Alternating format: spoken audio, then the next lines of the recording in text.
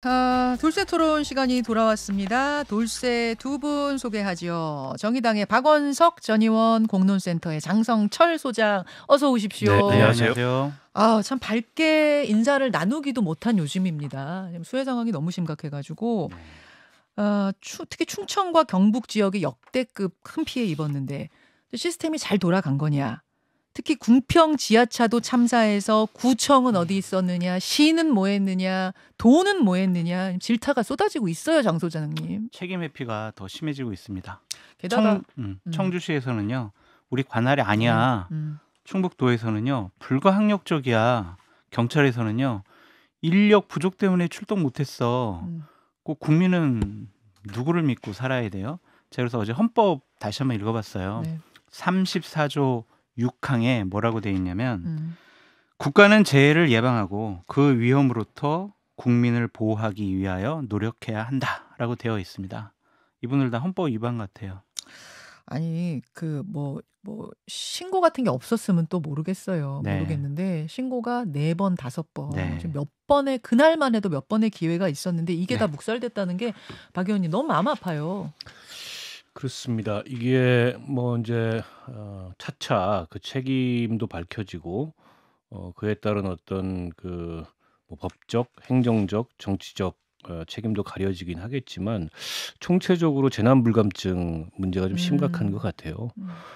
작년 수해 때도 비슷한 일들이 있었고요. 뭐 이태원 참사 말할 나위도 없고 이번에도 어쨌든 이런 참사가 일어난 이후에 대통령실이나 정부 관계자들의 메시지를 보면 지금 이 상황에서 저런 메시지를 무슨 생각으로 낼까라는 의심이 들 정도로 굉장히 무책임하고 상황에 맞지 않는 그런 얘기들을 반복하고 있는 것 같아요. 예를 들면 어떤 게 제일 저런 말을 어떻게 아니 대표적인 게 대통령이 뛰어간다 그래서 달라졌겠느냐 서울로 얘기죠. 뛰어간다고 해서 달라졌겠느냐. 아니 대통령이 뛰어올 수 없는 상황이었다는 걸 모르는 것도 아니고 뛰어왔다고 해서 달라질 거라고 생각하지 않습니다. 하지만 이 상황에 대한 어쨌든 이 정치적 책임을 거론하고 있는 거잖아요.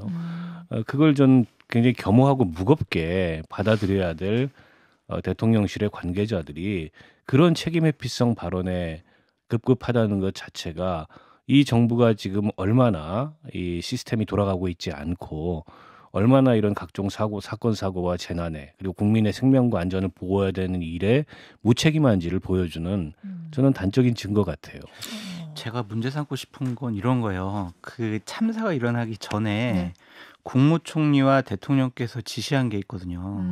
13일 날 한덕수 국무총리는 이런 얘기했습니다. 인명피해 없도록 무리하다 싶을 정도로 대피하고 통제해라. 이렇게 얘기를 했어요. 그리고 15일 날 호우 상황 점검하면서 대통령과 뭐 국무총리 다 화상회의를 했거든요. 거기서 대통령께서 이런 말씀하셨어요. 군경을 포함해서 정부 가용자원 총동원해 재난에 총력 대응해라. 이런 얘기하셨단 말이에요. 대통령과 국무총리 지시사항이 안 먹혀요. 이거는 큰일 났어요. 다른 일이 벌어졌을 때 똑같은 일이 반복될 수 있다라고 볼 수밖에 없고 제가 역사의 기록을 남겨놓는 차원에서 작년에 대통령께서 하신 말씀을 좀 말씀드리고 싶습니다. 어떤 건가요? 작년 8월에 서울 침수로 인명피해가 발생했을 때 윤석열 대통령께서 한 약속이 있어요. AI 홍수 예보 등 스마트 기술을 기반으로 한 물재해 예보 대응 체제를 구현하겠다. 하천의 본류와 지류를 종합적으로 아우르는 홍수 위해 경고 시스템을 구축해 국민 인명과 재산 피해의 최소화를 위해 전력하겠다라고 얘기하셨어요. 한 달 후에 포항에서 지하주차장 참사가 일어났어요. 그때 대통령께서 이런 말씀도 하셨습니다. 지류와 지천의 범람을 막고 사전의 위험을 차단할 수 있는 근본적인 대책을 세우겠다. 대응체계 전반을 다시 점검해 현장에서 확실히 조치될 수 있도록 하겠다. 1년 동안 나아진 게 없어요. 똑같아졌어요. 참, 국가가 왜 존재하고 대통령의 지시가 왜 존재하는지 저는 도저히 이해할 수가 없고 좌절스러워요. 참 많은 분들이 이번에 시민들은 신고하고 시민들은 구조 작업하고 시민들은 이렇게 앞선 시민의식 보여주었는데 왜 공무원들은 움직이지 않았는가 이 부분에 대해서 개탄하고 계시는데 지금 이제 쟁점이 되고 있는 건 뭐냐면 하필이면 공교롭게도 이 폭우가 이 수해가 난 상황에서 대통령 해외 순방 일정이 있었잖아요. 네. 나토 순방이 있었고 거기에서 조금 더 기한을 연장해서 이제 우크라이나 방문, 요건 이제 깜짝 방문이었는데 요 부분이 우크라이나까지 갔었어야 되는가? 요건데 이제 국민의힘의 입장은 뭡니까, 장 소장님? 기본적으로 갈 수밖에 없었다. 이건 우크라이나와의 여러 가지 자유, 가치 연대라는 측면과 우크라이나 전쟁 끝난 다음에 재건 복구 사업에 대한민국이 참여하려면 어쩔 수 없었다. 나토 7개국 다 갔다. 미국, 일본 정상 다 갔다. 많은 국가의 정상들이 방문했는데 네.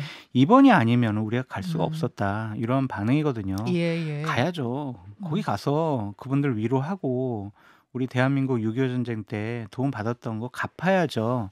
하지만 무슨 일이든지 시점이 중요한 거 아니겠어요? 저는 여러 가지 대통령실과 국민의힘의 부적절한 말 중에서 이 방문을 합리화하면서 했던 조태영 안보실장의 얘기도 상당히 부적절했다고 보여져요. 안보실장 어떤 얘기요? 우크라이나행 열차 탈 때만 해도 네.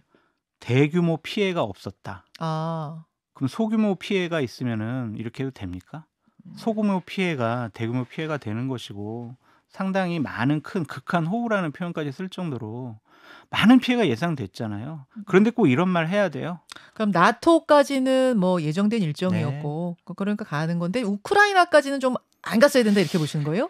가는 것은 맞긴 맞는데 네. 시점을 보고 당시에 많은 피해가 예상됐으면은 그래도 나중에 가시는 것이 어땠을까? 왜냐면은요. 예. 우크라이나행 왜 가요? 여러 가지 뭐 정치 외교적인 측면, 예. 나중에 복구 사업 참여 이런 재건 것도 사업. 있지만 국민들에게 야, 대통령께서 저런 일까지 결정하시고 판단해서 뭐 저런 위험스러운 행동도 하시는구나. 그래서 감동을 줘야 되잖아요. 근데 그런 게 없고 논란만 발생했어요. 그 정치적으로 정무적으로 보면 이게 플러스 요인이 되지 않을 것 같아요. 그렇게 보세요. 네. 박 의원님은 어떻게 보세요? 저는 뭐 갈 수 있는 행보였다고 봅니다만 국내에 이런 재해 상황이 발생했을 때 상황 판단을 정확하게 했어야 된다고 봅니다.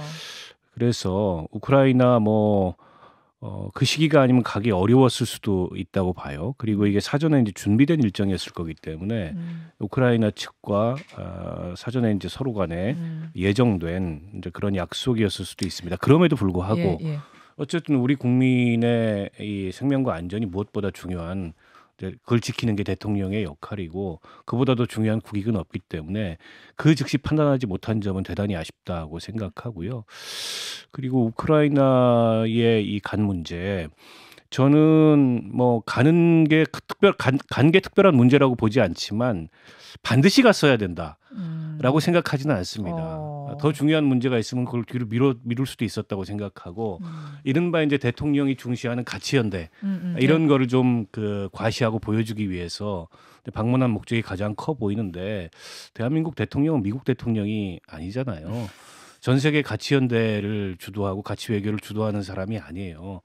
자꾸 이제 그런 위치에 서고 싶어하는 듯한 욕망이 윤 대통령의 모습에서 느껴지는데 그렇다고 대한민국 대통령이 미국 대통령이 될 수 없고 우리는 우리의 냉정한 지정학적 현실이 있습니다. 이제 그런 점을 충분히 균형 있게 판단을 했어야 되는데 가서 메시지가 너무 과잉됐어요. 무슨 생즉사 사즉생 우크라이나가 우리 동맹이 아닙니다. 그리고 우리는 냉정하게 러시아하고 외교를 해야 돼요. 그런 점에 있어서 저는 균형 있는 판단이 되지 않고 있는 게 문제라고 봅니다. 그렇게 보셨군요.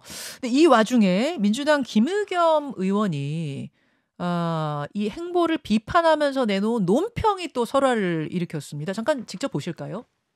중국과 러시아가 마치 범람하는 강과 같은데 윤석열 대통령이 러시아에 가서 한 행동과 말은 우리 조국과 민족의 운명을 궁평지하 차도로 밀어넣는 것과 마찬가지라고 생각합니다. 윤석열 대통령의 폭주 제발 멈춰주시기 바랍니다. 예, 이제 지금 러시아에서 한 말이라고 그랬는데 우크라이나에서 한 말, 아마 사직생 생직사 그 발언에 대한 비평을 하면서 궁평지하차도 이야기를 한 거예요. 그 참사가 일어난. 김의겸 의원의 폭주를 좀 멈춰야 되지 않을까 싶어요. 그러니까 저분이 설화를 일으키는 게 지금 한두 번이 아니잖아요. 그 중에는 뭐 가짜 뉴스를 국회의원이 이 확대 재생산한 그런 문제점까지 있었는데 지금 논평에 빗댈 일이 있고 빗대서는 안 될 일이 있죠. 네. 게다가 저 궁평 지하차도의 참사가 일어난 게 오래된 일입니까? 저 직후의 일이잖아요. 네. 그리고 아직도 그 수습이 일어나고 있는 상황에서 정부를 비판하고 대통령 행보 비판할 수도 있다고 생각합니다. 비판받을 여지가 없지도 않다고 생각하는데 다만 그 비판의 목적이 너무 강하다 보니까 하지 말아야 될 그런 비유나 하지 말아야 될 말까지 저렇게 야당에서 나오는 것 자체가 지금 우리 정치에 그런 단면을 보여주는 것 같아서 대단히 씁쓸하고요. 다행히 이제 본인이 사과는 했어요. 곧바로 네, 이게 예. 잘못됐다는 거를 잘못된 비유였다. 인정을 하고 다만 이제 저런 식의 그 실언이 이제 끊이지 않는 문제점을 좀 민주당은 내부적으로 잘 돌아봤으면 좋겠다는 생각이에요. 장수장님 어떻게 보셨어요? 저분은 메신저로서 이미 신뢰를 잃었기 때문에 자꾸 저렇게 민주당의 입장이라든지 아니면 진보 진영의 입장을 대변하는 듯한 모습 보이는 것 자체가 저는 적절하지 않다고 생각이 들고요. 정치인분들에게 말씀드리고 싶어요. 뭐요? 참사를 제발 비유하지 마세요. 참사에다가 뭘 비유하지 말아라. 제발 그러지 마세요. 국민들 상당히 마음 아프게 하는 일입니다. 자, 이제 말 때문에 김의겸 의원이 어제 논란이 된 건데 또 말 때문에 이분은 뭐 말뿐이 아니라 행동, 수야와 관련된 어떤 행보 때문에 화제가 된 논란이 된 인물이 한 분 더 있습니다. 홍준표 대구시장. 지난 주말에 골프를 친 게 도마에 올랐는데요. 기자들에게 그걸 해명하는 과정에서 논란이 더 커진 겁니다. 아까 저희가 영상은 잠깐 보여드렸어요. 내가 주말에 비상지시한 적 없다. 그다음에 대구에는 뭐 비 피해 없다.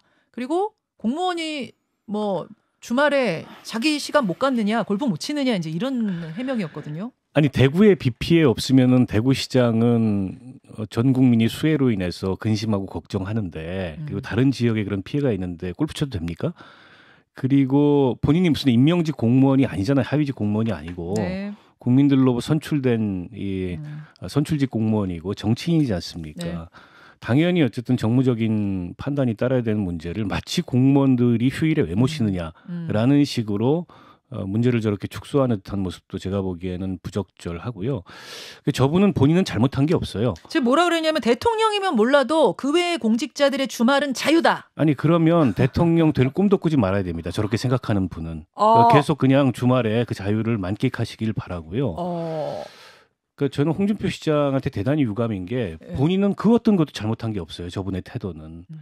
그래서 저런 분이 뭐 정치 지도자 내지는 국가 지도자가 되겠다고 나선다는 것 자체가 어떻게 보면 지금 국민의힘이나 보수 진영의 불행이 아닌가 싶습니다. 홍준표 시장은 본인이 했던 지난날의 말을 되돌아봐라라고 말씀을 드리고 싶습니다. 고 노무현 정권 시절에 이해찬 총리가 3.1절에 골프 쳤어요. 그때 뭐라고 했냐면 당장 총리 그만둬라 그렇게 얘기를 했어요. 그래서 실제로 그만뒀잖아요. 그때 이현 총리 사퇴했어요. 3.1절에 골프 친 거 가지고. 그때 논리를 그냥 고스란히 홍준표 시장은 다시 한번 곱씹어봐라 그렇게 말씀드립니다. 참 이번 수해로 사망하거나 실종된 분이 얼마나 많습니까? 이재민은 10,000명 넘어갑니다. 이런 비극 속에서 공직자의 태도는 국민의 아픔을 헤아리는 거라는 점. 그런 점에서 참 많이 아쉽다. 이런 말씀을 전하면서 다시 대통령 순방 이야기로 좀 돌아와야 될 것 같은 게요. 두 분의 논평을 뭐 짧게라도 좀 들어야 될 게 리투아니아에서 있었던 영부인의 명품샵 논란. 아까 민주당 입장은 일부에서 들었고 장 소장님이 국민의힘 입장 좀 소개해 주세요. 묻지 말래요. 네? 묻지 말래요. 저 장소님한테 아니요. 국민의힘 의원들이 묻지 말래요. 이 부분에 대해서는. 취재를 좀 해보셨어요? 네, 묻지 말래요. 네. 방어를 못하겠다. 방어할 논리 없다. 그러니까 묻지 마라. 이 부분에 대해서는 답을 하지 않겠다. 노코멘트. 네, 묻지 말랍니다. 그만큼 곤혹스러운 거죠. 이게 어떻게 잘 됐다고 우리가 말씀드릴 수 있겠어요. 위선이잖아요. 갈 때 올 때 에코백 들고 가셨다가 명품 매장 가셔가지고 뭐 물건은 안 샀다라고 김병민 최고위원이 얘기를 했지만 사든 안 사든 거기 방문하신 것 자체가 좀 문제다라고 말씀을 드리고 참모의 기능이 마비된 것이 아니냐는 좀 생각이 들어요. 참모요? 네. 여사가 나 여기 한번 가보고 싶어 라고 했을 때 그거 가면 안 돼요. 정책으로 이렇게 문제 생길 것 같아요. 그래도 나 가고 싶은데 방법을 만들어봐. 그러면은 어떠한 좀 면피할 수 있는 여러 가지 상황을 만들어야 돼요. 예를 들면 우크라이나 영분이라든지 아니면 그쪽에 뭐 문화부 장관이라든지 이렇게 껴서 리투아니아 죄송합니다.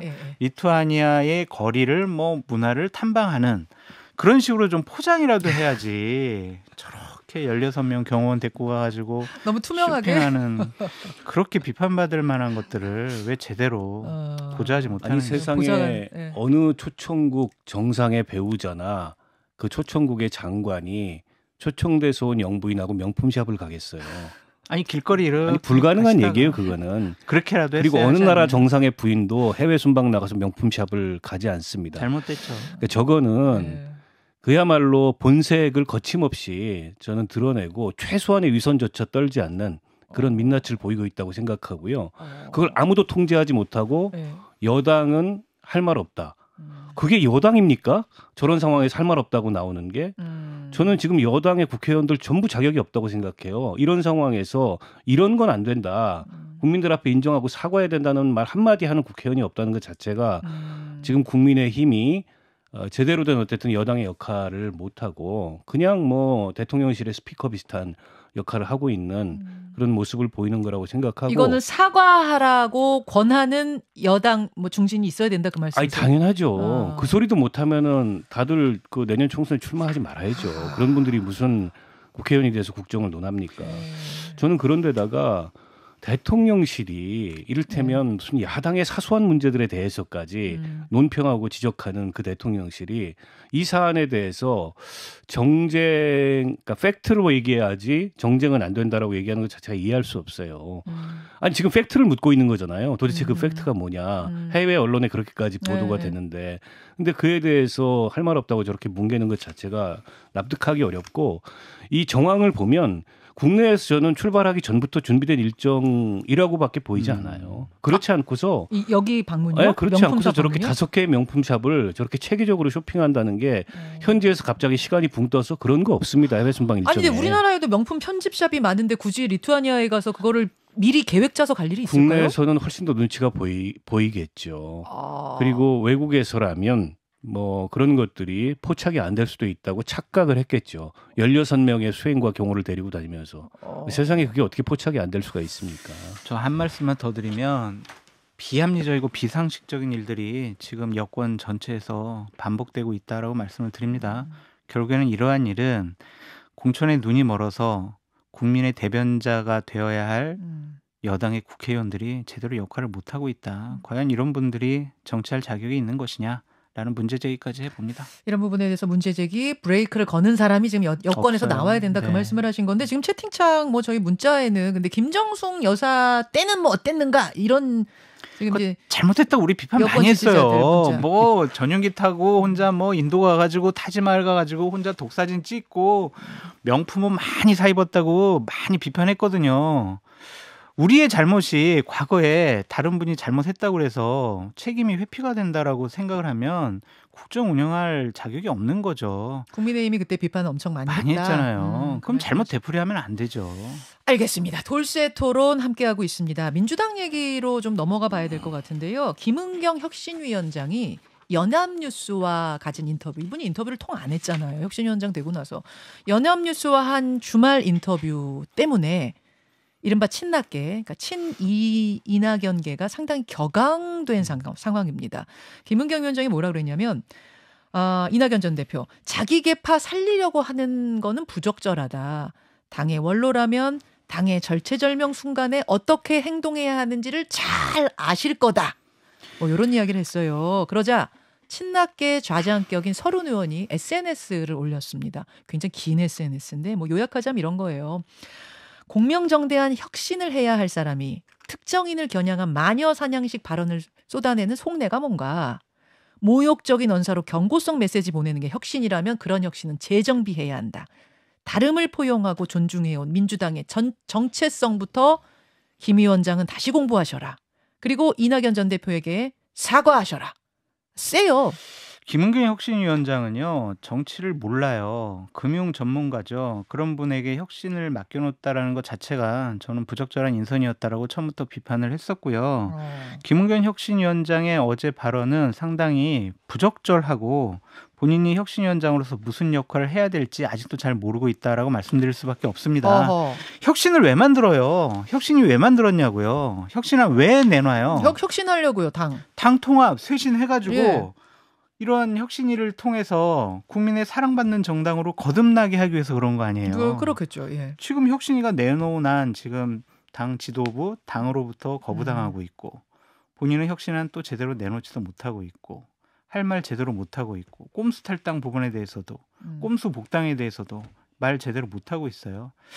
역할은 제대로 못하면서 그냥 개파의 수장이라는 상대 진영이라고 할 수가 없죠. 개파의 수장이라고 할 수 있는 분에 대해서 저렇게 저격하는 모습은 결국엔 김은경 혁신위는요. 이재명 보호부다. 보호하는 집단이다.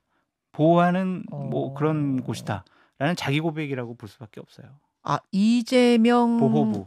보호 혁신이 네. 뭐 친위대 보위대 이런 그렇죠. 이야기를 하는 평론가들이 있던데 비슷하게 보시는 네, 거예요? 그렇게 보세요? 네, 저 그렇게 생각해요. 그럼 여기에 대한 어떤 비판이 지금 친낙계에서 나오고 있는 것이다? 친낙계뿐만이 아니라 상식적인 의원들이라면 혁신위원장이 이런 얘기하는 것에 대해서 질타를 해야죠. 친명계 비명계 떠나서요. 자, 박 의원님. 저는 뭐 친이재명 보위대 이런 차원도 아닌 그냥 좌충우돌이라고 봅니다. 왜냐하면 1호 혁신안을 내놨는데 그게 당에서 관철이 되지 않고 거부되는 상황이라면 네.